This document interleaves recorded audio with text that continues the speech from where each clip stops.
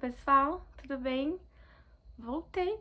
Faz tempo, hein? Mas voltei de cabelo novo, voltei na estante nova, voltei, ó, de tatuagem nova, toda diferenciada. Aliás, ó, vou falar antes que minhas alunas me assistam e fiquem bravas. Tá vendo esses quadros aqui? Ganhei de presente no Dia dos Professores, de alunas artistas. E aí agora estão aqui embelezando a minha estante, da Letícia e da Mari.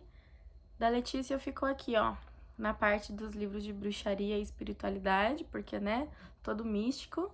E o da Mari ficou aqui, parte dos romances, né, porque são girassóis. Quem convive comigo sabe que eu gosto muito de girassóis. Meninas, muito obrigada pelos presentes. Eu amei. E oi, pra você que não me conhece, eu sou a Amanda, seja bem-vindo. Pra você que já me conhece, seja bem-vindo de volta. Eu sou do Diário da Escrita e ultimamente tenho gravado vídeos assim, pra ver no que vai dar. E hoje eu vim compartilhar minhas compras da Black Friday da Amazon. Não comprei muita coisa não, peguei livros que realmente eu queria muito e estavam em promoção, que entraram em boas promoções. Normalmente eu não costumo pagar mais do que R$ 35 em livros, a menos que seja um daqueles que a gente sabe que é mais caro, mas enfim. Então, ó, vamos lá. O Jardineiro que Tinha Fé. Esse aqui é o único livro que eu não tinha da Clarissa Pinkola Estés. Ih, gente, já falhei aqui porque não trouxe a minha tesoura. Enfim, Clarissa, ela é autora do Mulheres que Correm com os Lobos, que vira e mexe, tô falando dele por aqui. Aqui, pelo que sei, é uma fábula infanto-juvenil sobre um jardineiro que tem fé, né, que tem esperança na vida, e ela vai trazer pra gente o lado psicológico desse conto, né, dessa fábula. Olha que capa bonita. Ele é bem curtinho. Vamos ver. Ai, que delícia. Cheiro de livro novo. Bem curtinho. Tem uma diagramação grande até. Qual é esse processo do espírito e da semente, cheio de fé, que toca o solo nu e o torna rico de novo? Não tenho a resposta completa. Só estou certa de que, enquanto estivermos aos cuidados dessa força de fé... Ai. Enquanto estivermos aos cuidados dessa força de fé, aquilo que pareceu morto não estará morto. Aquilo que pareceu perdido também não estará mais perdido. Aquilo que alguns alegaram ser impossível tornou-se nitidamente possível. E a terra, que está sem cultivo, apenas descansando, à espera de que a semente chegue com o vento. Então, vai falar sobre renascimento, né? Provavelmente ela vai dizer, vai fazer essa figura de linguagem do ser humano se reinventando com a semente que está sempre pronta para nascer quando ela encontra um solo favorável, e todos os solos aparentemente são favoráveis, né? Depois tem esse aqui, diorama. Esse eu peguei indicação no YouTube mesmo, no canal da Antofágica, que tava falando sobre os melhores livros de algum ano que eu não me lembro qual, e tava lá esse diorama. E assim que foi dito que o romance é baseado em um crime que realmente aconteceu, eu já fiquei bem interessada. Aí eu não entendi a capa, né? Porque tem uma zebra. Vocês estão vendo que tem uma zebra? E aí eu fiquei pensando aonde que isso aqui tem capa de livro de suspense policial. Enfim, não sei. Mas eu gostei da premissa e pretendo ler até o final do ano. Aliás, faltam poucas semanas para terminar o ano e eu acho que eu vou me fazer um desafio, apesar de não gostar muito de fazer esse tipo de desafio, né, que me gera cobranças, mas de ler um livro por semana até acabar o ano. E vou fazer o vídeo dos livros escolhidos. Vamos ver se vai dar certo. Se não der certo, eu não vou me cobrar muito a respeito, porque senão eu surto, mas eu acho que vai dar. Ó, quando seu pai é acusado de assassinar o deputado João Carlos Satti em 1988, Cecília tem 9 anos. O crime sacode a cidade de Porto Alegre e acaba por revelar segredos tanto políticos quanto íntimos. Em meio às investigações, ela e os irmãos se equilibram em uma aparente normalidade, ouvindo rock inglês, lendo sobre animais e descobrindo novos afetos. 30 anos depois, Cecília reconstruiu sua vida nos Estados Unidos. Ah, ó a zebra aqui. Trabalha montando bichos empalhados e atravessa uma crise no casamento, quando descobre que o pai está com grave problema de saúde. A partir daí, precisará se defrontar com suas memórias e com a família que deixou para trás. Inspirado em um crime real ocorrido na capital gaúcha, Diorama é um misto de come of age e romance policial marcado por deslocamentos, questões de sexualidade e feridas que nunca cicatrizam. Um estudo único sobre marcas deixadas em famílias desfeitas pelo crime e pelo preconceito. Uau! Enfim, acho que vai ser bom. Esse é de uma autora que ganhou o prêmio Jabuti. Gente, eu não sei falar o nome dela. Micheline, jamais saberei pronunciar o sobrenome. Ela ganhou o prêmio Jabuti com o livro O Som do Rugido da Onça, que eu li também, que é belíssimo, que a capa também é belíssima, que falava sobre o período de colonização, né? Quando chegaram os europeus e eles levavam crianças indígenas para a Europa como uma atração, sabe? E foi baseado em fatos reais, obviamente, né? Em fatos, e tem lá a história na qual ela se baseou das 2 crianças indígenas que foram levadas para a Europa para serem mostradas assim para o público como se fossem realmente animais selvagens, né? Uma coisa horrível e que infelizmente aconteceu, e ela discorre sobre isso naquele romance. Nesse daqui, a pauta dela é intolerância religiosa. Chama-se Caminhando com os Mortos. E vi uma entrevista da autora. Eu já tinha gostado pela capa e, né, pelo conteúdo, que muito me interessa, porque houve uma época da minha vida em que eu estudei bruxaria e religiosidade, seguindo a vertente da história da religiosidade, né? História cultural. E vi muito sobre intolerância religiosa e acaba estando diretamente ligado ao feminicídio em muitos casos, como na bruxaria, né? E aqui eu vi a autora dando uma entrevista falando que uma das inspirações para ela escrever esse romance foi um caso, e eu lembro, nossa, eu lembro muito bem de estar assistindo o jornal e ter passado isso, de uma mulher, gente, isso recente, eu acho que, se eu não me engano, foi 2014, a mulher foi acusada de bruxaria lá no Guarujá e ela foi linchada em praça pública.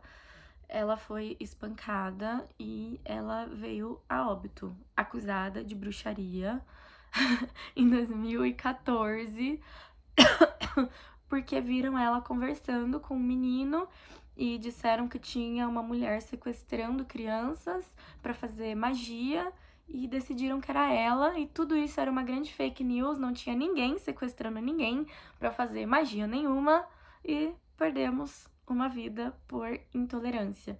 Então aqui ela traz em pauta esse assunto. Um romance aterrador sobre as consequências perversas da intolerância e da doutrinação religiosa.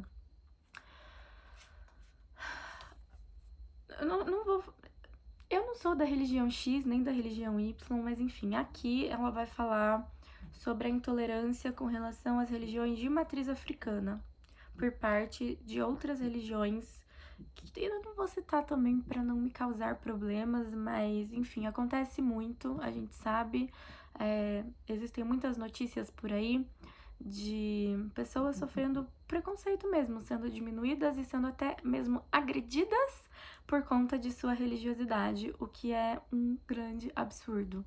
Mas, enfim, fiquei curiosa. Ó, Caminhando com os Mortos trata de um território dentro de um terreiro dentro de uma terra, de uma casa, de seus arredores, de suas plantas e de suas gentes, mas principalmente de como a memória desse local é afetada pelas histórias ali contadas e ali plantadas. O discurso de uma instituição pode estragar a vida de um povoado inteiro por gerações. É isso, eu acho que vai ser um pouco triste esse daqui. Esse faz um tempo já que eu tava com vontade de ler. Ganhou o prêmio Jabuti, acho que foi do ano passado. E basicamente, Corpos Secos é uma história sobre zumbis que se passa no Brasil, e ele foi publicado ali meio em época de pandemia, se eu não me engano, né, pelo que eu me lembro, e foi escrito por 4 pessoas. Então aqui não temos um único autor, temos 4 autores que com este romance, com essa fantasia, ganharam o prêmio Jabuti. E eu tenho um ranço que cola adesivo. Tudo bem, é o prêmio Jabuti, mas poxa, cola aqui dentro. Sei lá, vai colar adesivo no meio da capa. Ai, gente, quando eu vejo, seja o prêmio Jabuti ainda aqui, ok, mas aí virou filme Netflix, virou filme no Prime Video, aí cola adesivo no meio da capa? Pra quê? Pra quê? Enfim, uma doença fatal assola o Brasil e o transforma em uma terra pós-apocalíptica, sem governo, sem leis e sem esperança. Os sobreviventes tentam cruzar o país em busca de um porto seguro. Primeiro, o uso de novos agrotóxicos sem os devidos testes. Temos aqui críticas políticas? Gostei já.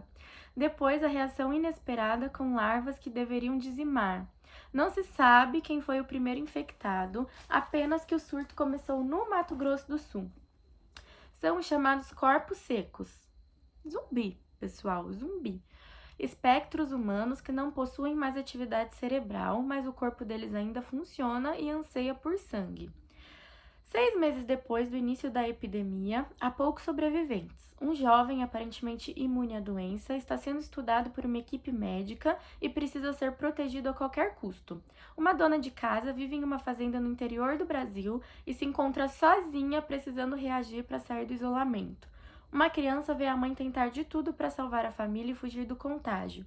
Uma engenheira de alimentos percebe que seus conhecimentos técnicos talvez não sejam o suficiente para explicar o terror que assola o país.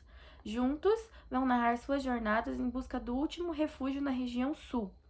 Escrito em conjunto por 4 mãos, 4 autores. 4 mãos foi coisa da minha cabeça, né? Porque se são 4 autores, são 8 mãos, certo? Enfim.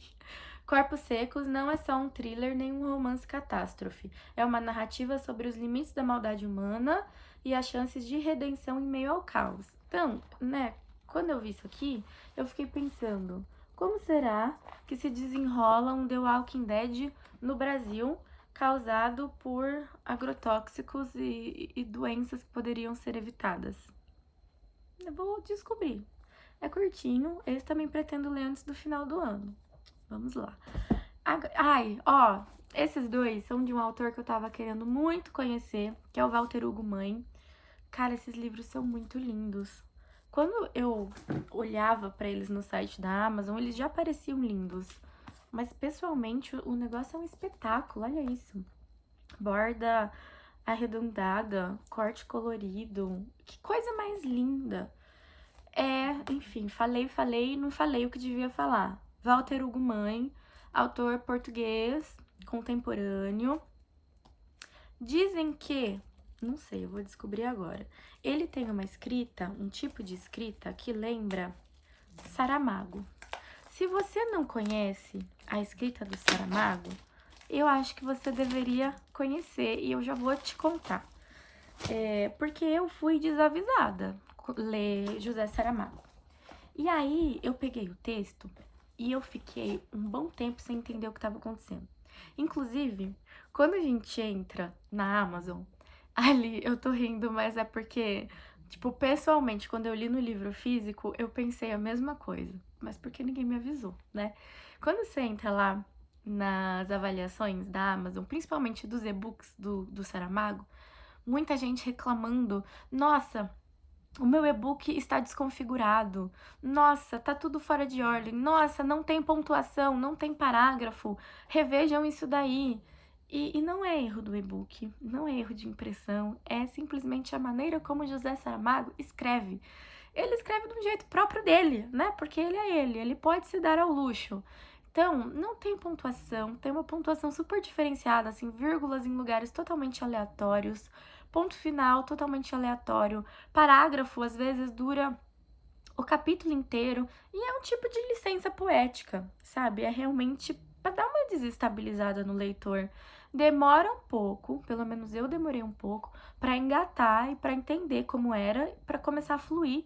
E depois que fluiu, cara, meu Deus, eu li o Evangelho segundo Jesus Cristo, que meio que é a Bíblia narrada pelos olhos de um personagem específico, que eu não vou contar qual é, porque senão vai perder toda a graça. Mas vai contando tudo, desde que o anjo veio até Maria, o nascimento de Jesus, até a morte e a ressurreição de Jesus.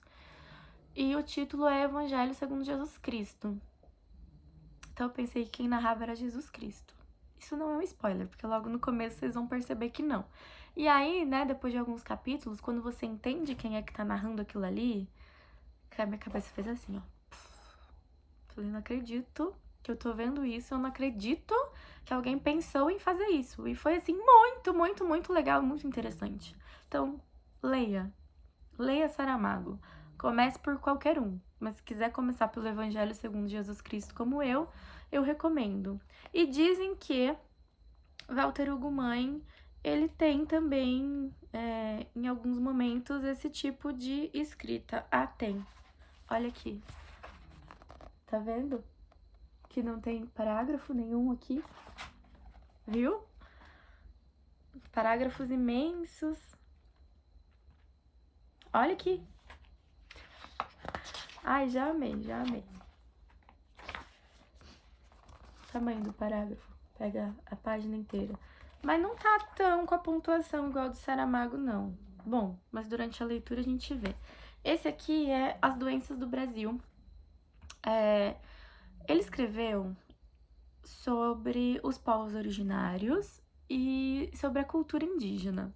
Só que só fala de Brasil no título mesmo, né? A gente meio que sabe que se passa no Brasil, porque tá falando aqui, né, sobre as doenças do Brasil e pelo que entendi, a gente entende que talvez a doença do Brasil tenha sido a colonização, mas o que que ele faz? Ele cria um povo, né, ele se baseou na cultura indígena, mas ele cria um povo que não existe, porque ele não queria falar sobre nenhum povo específico que já exista, né? Ele apenas se baseou, ele apenas tomou aquilo como uma inspiração. Então se passa numa ilha com um povo e ele não cita que são do Brasil, mas como eu disse, a gente sabe porque o próprio autor diz, né? É como se ele quisesse fazer uma homenagem ao povo brasileiro com esse livro. E, aparentemente, por tudo que eu fiquei sabendo desse livro, ele é um livro muito poético, inclusive no nome dos personagens, inclusive nos acontecimentos, e eu adoro livros que são bem poéticos. Que eu me lembre, um dos personagens acho que chama Meia-Noite, o outro se chama Honra, umas coisas assim, sabe? E aqui a gente vai ter um escravo, né? Um africano que conseguiu fugir lá de sua mazela da escravidão e foi parar em uma tribo indígena. E no começo, né, quando ele chegou, ele foi recebido com desconfiança depois de tudo que já tinha acontecido, porque os povos originários receberam os colonizadores de braços abertos e veja só, né, o que aconteceu. A gente sabe o que aconteceu. Então, quando chegou essa pessoa estranha, né, de outra nacionalidade, eles nunca tinham visto um africano antes, eles ficaram meio assim, mas depois ele foi muito bem recebido e a gente vai descobrir como foi a vida dele ali dentro daquela cultura diferente, né? Ó, falei, não é meia-noite, é meio da noite. Honra e meio da noite fogem mata dentro. Eles tentam escapar da Fúria Branca. Que será que é a Fúria Branca, né? Só pelo nome? Que extermina todos aqueles que não conseguem escravizar. Pois é. A chegada do branco, julgada de boa fé no primeiro instante, produz toda sorte de pestes e bestialidade. A presença do negro no meio da comunidade Abaeté, que é a comunidade que ele criou, que não existe de fato, é vista de imediato com desconfiança, mas em seguida faz aflorar paz e amizade. Nesse romance exuberante de personagens inesquecíveis, um livro lírico e político, Walter Ugumãe inventa um povo, um tempo e uma linguagem própria que dê conta de fazer ver pelos olhos do outro demonstrações puras de que as diversas maneiras de experimentar o mundo são todas elas formas de resistir. Ai, que lindo, que lindo! E aqui nessa edição a gente tem prefácio escrito pela Conceição Evaristo. Isso aqui deve ser de uma belezura sem tamanho. E de novo, que livro belíssimo, né? O outro é o mais famoso dele, né, que foi o que eu mais ouvi falar por aí, que é A Máquina de Fazer Espanhóis, que pelo título eu não fazia a menor ideia do que poderia se tratar isso aqui. Enfim, aí quando eu fui atrás de ler mais ou menos, eu gostei, e em alguns aspectos ele me lembrou um pouco A Redoma de Vidro, da Sylvia Plath, quando ela fala pelo que se via da janela do hospital psiquiátrico, né? Cada ala tinha uma vista diferenciada. Então, as pessoas que estavam um pouco melhor, tipo no nível 1, tinham uma vista mais agradável dos jardins e tal. E conforme as pessoas iam piorando, né? E ali a gente vê, conforme as pessoas iam ficando mais loucas, né? Elas tinham um grau de loucura maior, e era loucura mesmo, ou eram mulheres sendo presas em hospitais psiquiátricos, enfim, discussão para outros momentos. Aliás, tem um livro que eu quero muito ler, que não entrou em promoção na Black, mas eu peguei ele em e-book, que é 10 dias num hospício, que é de uma jornalista que ela se fez passar por louca e passou 10 dias presa num hospício. E aí ela questiona tudo, né? Como que os médicos estão aptos a dizer se uma pessoa está ou não em sua sanidade, se ela estava completamente sã e conseguiu enganar todo mundo? E aí cada vez que ela falava, não, eu tô sã, eu não sou louca, eu tô aqui fazendo uma pesquisa, todo mundo achava que ela era mais maluca ainda. E na época que ela fez isso, cara, ela correu muito risco, porque ela podia ter ficado presa naquele lugar para sempre, entendeu? Precisaram ir lá resgatar a moça, porque ela estava realmente sendo tomada como doida, sendo que ela estava fazendo uma pesquisa para mostrar a vida miserável e sofrida que as mulheres estavam levando dentro de hospícios e que muitas delas não eram loucas, nem histéricas, enfim. E aí aqui ele fala sobre a vista da janela do asilo, no caso. Aqui vai ser um romance onde vai falar muito sobre a terceira idade. Gosto também. Ó, depois de perder a mulher, o barbeiro Antônio Jorge da Silva passa a viver num lar de idosos. Os quartos da ala direita dão para um jardim onde as crianças brincam. Então, quem está no quarto do lado direito olha para o jardim, né? E aparentemente aqui quem tá do lado da direita são as pessoas que ainda estão bem, ainda estão de boa, não estão acamadas, não estão doentes, nem nada. O lado esquerdo, que é reservado para os acamados, ou seja, as pessoas que estão mais doentes e que deveriam, né, olhar para um jardim bonito para pegar um resquício de esperança e continuar lutando pela vida, olha o que elas têm pela janela delas. Os da esquerda, reservado aos acamados, têm vista para o cemitério. Então, assim, a pessoa já está lá, já foi abandonada no asilo, não tem ninguém que vai visitá-la, está acamada, às vezes doente, às vezes não, às vezes triste, desiludido, desesperançoso, e olha pela janela e vê um cemitério. O que ela pensa? Putz, a minha morte está próxima, nossa, eu quero morrer logo, não tenho mais nada para fazer aqui. Sabe, por quê? Da onde, né? Que alegrias pode a vida oferecer a alguém tão próximo de seguir esse caminho? A convivência com funcionários e pacientes do asilo, entre eles o centenário Esteves, Esteves sem metafísica, do poema Tabacaria, de Fernando Pessoa. Falei que eu tava de tatuagem nova? Essa tatuagem aqui é justamente do poema Tabacaria, do Fernando Pessoa. Qual a probabilidade? Ai, eu amei, amei. Nossa, eu vou largar tudo que eu... Não vou largar tudo que eu tô lendo, porque o livro que eu tô lendo tá muito interessante. Tô no segundo volume da Tetralogia Napolitana, da Helena Ferrante. Enfim. Esteve sem metafísica do poema Tabacaria, de Fernando Pessoa, revela a Antônio uma nova possibilidade de existência.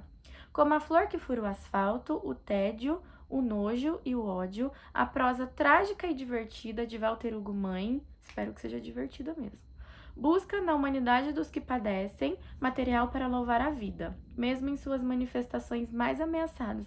Ai, gente, que lindo! Ai, eu amei! E esse aqui tem o prefácio de Caetano Veloso. E, gente, olha a cor disso daqui. Meu Deus, eu vou ser obrigada a fazer a coleção dos livros do Walter Hugo Mãe, simplesmente porque isso aqui vai ficar belíssimo na estante. Uau! Vamos ver, diagramação. Olha lá, gente, esse aqui tá mais parecido com Saramago. Tá vendo? Presta atenção aqui, ó. Tá vendo onde começa o parágrafo, que não tem letra maiúscula, não tem pontuação? Bem na vibe, gostei. E os dois são portugueses. Cheiro de livro novo. Gente, foi isso. Não comprei muitos livros nessa Black, não. Eu fui mais contida. Eu comprei alguns vinhos também, mas eu acabei não trazendo. Tinham muitos vinhos em... Peraí, foto de capa. Tinham muitos vinhos em promoção, principalmente vinhos chilenos, sabe? Assim, eu peguei vinho por R$19,90, por R$29, por R$25, R$23, enfim, vinhos bons. E acho que ainda tá em promoção, pelo que eu andei olhando lá. Agora, uma coisa que eu queria... Putz, o Kindle entrou numa promoção top, hein? O Kindle Oasis entrou em promoção e ele nunca entra. O Paperwhite, esse atualizado, entrou na maior promoção que já teve, por um preço que eu nunca vi. E eu fiquei tentada a dar o glow up no meu Kindle, porque o meu é o 10ª geração, eu comprei ele no começo de 2020. Me serve muito bem. Se eu trocar, vai ser a título de consumismo e porque eu gostaria muito da resolução maior, né? Porque o meu ainda veio na resolução mais inferior. E agora, desde o base, né, do 11ª geração, ele já tem a resolução maior em 300. Mas enfim, acho que eu vou fazer um vídeo falando sobre o Kindle para não ficar falando sobre isso aqui, mas é uma coisa que eu tô pensando ainda. Eu boletei. O boleto está feito. Eu tô pensando se eu vou pagar ou se não, mas enfim, né, vocês saberão, porque se acontecer, vai sair vídeo, se não acontecer, não vai sair, e vida que segue. É isso, já falei demais, já deu 27 minutos, acabou de virar 28, mas vocês sabem que eu falo muito, né, enfim. Obrigada pra você que me assistiu até aqui, me conta se você já leu algum desses livros, se você quer ler algum desses livros, ficou curioso, achou lindo também os livros do Walter Hugo Mãe. Me conta quais foram as suas compras da Black, se você fez um estrago, se você não fez, se você não comprou nada. E te vejo no próximo vídeo. Beijinhos!